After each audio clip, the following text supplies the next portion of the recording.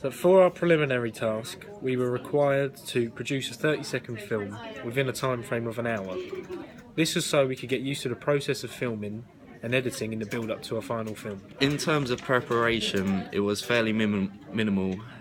We didn't use any noticeable props, but as we were filming in our Christmas jumpers day, we had theme of jumpers.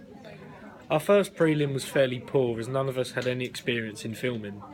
At first we filmed in portrait as we felt that it made the phone easier to hold and we could get possibly better camera angles. This was not the case, as once we look back at the footage, there are black walls down the screen. This was a valuable lesson to us, as from this point we knew that we had to film in landscape, not portrait.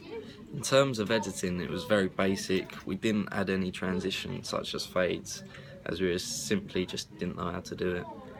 As we filmed our prelim on a mobile phone, we decided to download an editing software on the phone. We felt that this was successful as our final prelim didn't come out too badly. However, we had learnt a lot in the sense of timings of shots and sticking to the 180-degree rule, as on assessment we were told that we broke the rule on a couple of occasions. As you can see from our prelim, that we had some struggle in the editing process, as I walk through the door, you can tell that we filmed this in two separate scenes. As you can see, our prelim task is quite quiet. This is because we filmed our scenes and the voice actors did not speak loudly enough. This made us learn that when filming, if we were going to use diegetic dialogue, we would have to raise our voices.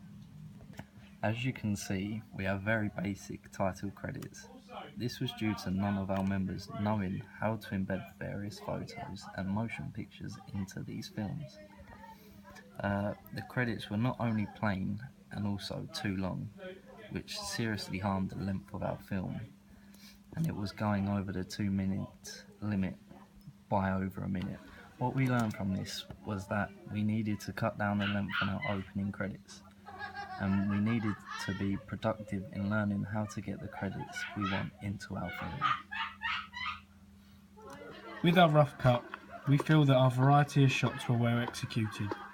We pieced together techniques in order to get the shots and maximise stability.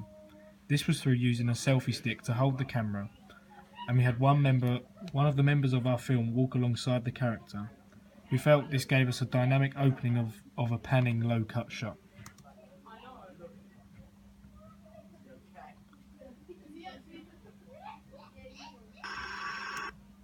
What else was at fault was the fact our actors were looking into the camera when filming.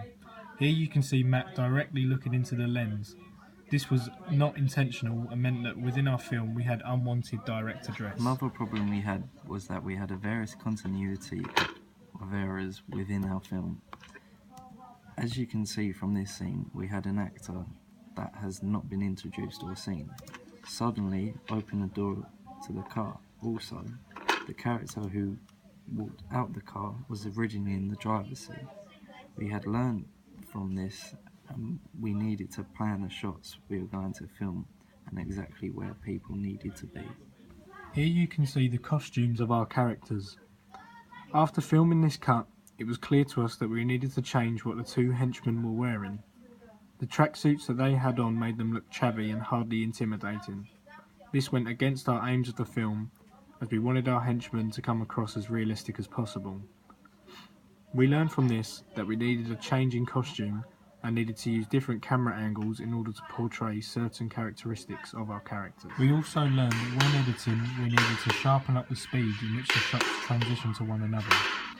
In this scene, our characters' reactions are slow and the victim is smiling in the shot when the scene is a serious one.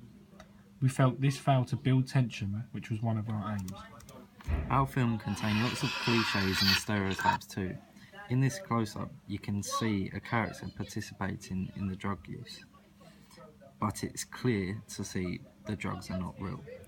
This again went against our aim of making our film as realistic as possible. Additionally, in terms of stereotypes, our use of props make no relation to our film. The use of labelled products was incorrectly positioned, and we are not aiming to promote Synergy and Hummus Company. We are trying to establish that the character was European. This failed to come across as we aimed. We learned from this that we needed to portray our character's background through clearer, concise storylines. Our first immediate improvement was through our opening title sequence. As you can see here, we have a clear picture of our distributor in the background. This has made the beginning of our film already look more professional.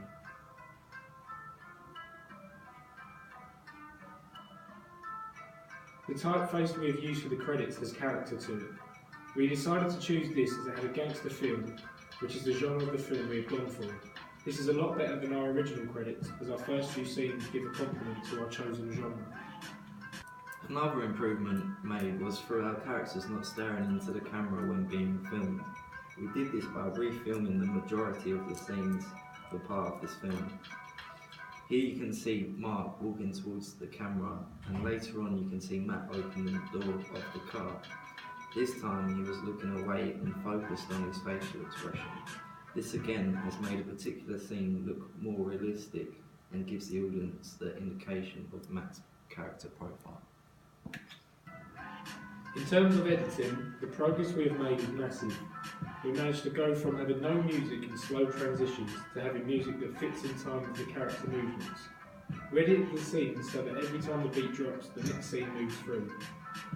This has improved the flow of the film and has built tension as the scenes are short and snappy. Here you can see the scene involving our European character. The noticeable differences made are that we have cut down the length of the scene drastically. This was done in order to make the scene more understandable. By using